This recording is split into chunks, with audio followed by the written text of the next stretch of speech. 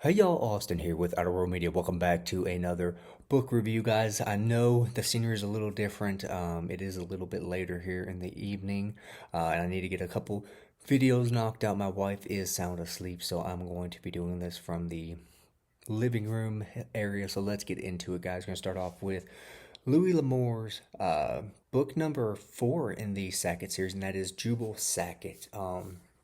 This is, I believe, the longest book in the series, the second longest being To the Far Blue Mountains. Going into this, what is Jubal Sackett about? Well, this follows one of Barnabas's sons. He is mentioned in the second Into the Far Blue Mountains, as well as The Warrior's Path. Again, with this, we follow Jubal Sackett around as he comes across some friends. This story, in all honesty, it is a long story, and there is stuff that happens in it. So, kind of giving you guys an idea what this book is about and kind of getting into it.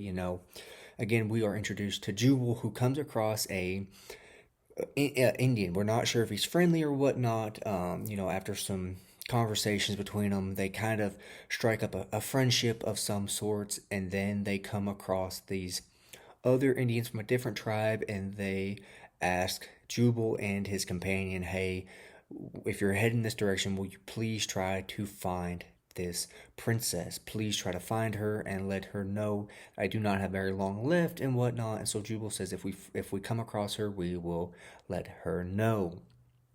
And so in that exchange, Jubal kind of meets the one of the enemies of the story. But again, Jubal and his companion continue on, and they come across signs of this princess. And the way they come across it, it's not necessarily,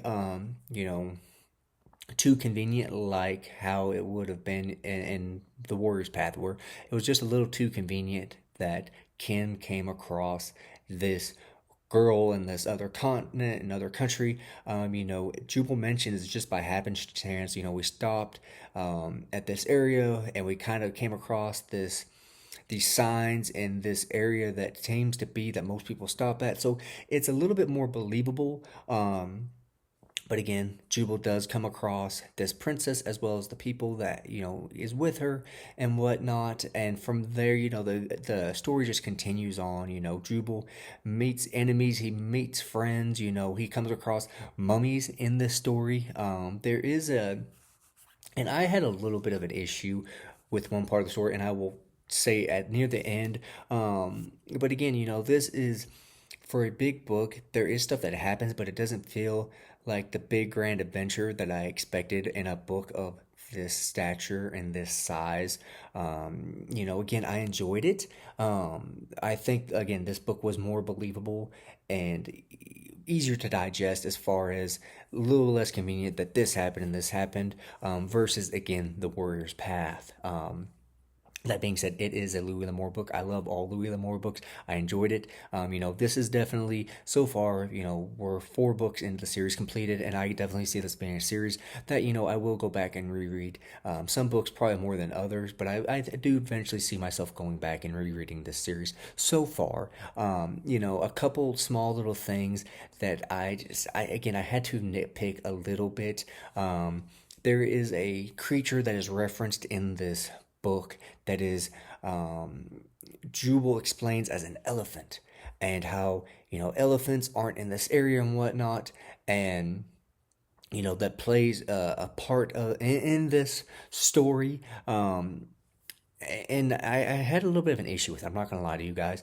Until I read, it's like an afternote or whatever you want to call it, a message from Louis L'Amour, and in it, he talks about how scientists and archaeological people have found, or sorry, archaeologists. I don't know why I said archaeological people, but archaeologists have found mammoth bones, elephant bones, all different types of stuff around, the world and whatnot. So that made it a little bit more believable. So I think on my reread of this, I think I'll enjoy it a little bit more. Another issue that I had with this was there is another animal in this story that Jubal kind of tames, and that is a little hard to believe, to say the least.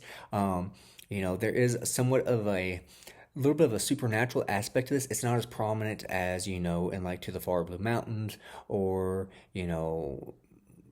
I think there was a little bit in the Warrior's Path. I have to double check and reread it to remember. Um, but again, it was a good read. This story kind of reminds me, and I know it's going to be a little weird. People are probably going to say, well, why does it make you think of this? The first Conan movie, where Conan and his little buddy, they kind of meet up and they kind of go on an adventure and stuff, and they're trying to do. That's kind of what this book reminded me of. When I was reading it, that's kind of what I was picturing in my head, at least for Jubal's companion, which I know people are like, why are you picturing that when it's supposed to be, an Indian fella? Again, that's just kind of where my mind went. But again, I enjoyed it. This for being a longer Louis Lamour book, a 300 something page book. It was a really quick, enjoyable read, as to be expected. There's the typical Louis Lamour tropes in this story. But again, I really enjoyed this. Apparently, this one spent 19 weeks on the New York Times bestseller list. While I will say this is not my favorite Louis L'Amour book, again, I've enjoyed every single one that I've read. But again, guys, Jubal Sackett by Louis L'Amour. Should you pick it up and read it? Yes, I would highly recommend it. I think a lot of these Sackett books so far, aside from the first and the second one, I think you could read Jubal Sackett on its own. I think you could read the Warrior's Path on its own. I would still recommend reading the first and second book, the first before the second book. But I think so far these are kind of just nice standalones. If you want to read the third book or the fourth book, I think you can do it. I really do. But again, guys, that is my review of Jubal Sackett by Louis L'Amour. As always, I hope you guys have a good one, and I'll see y'all later.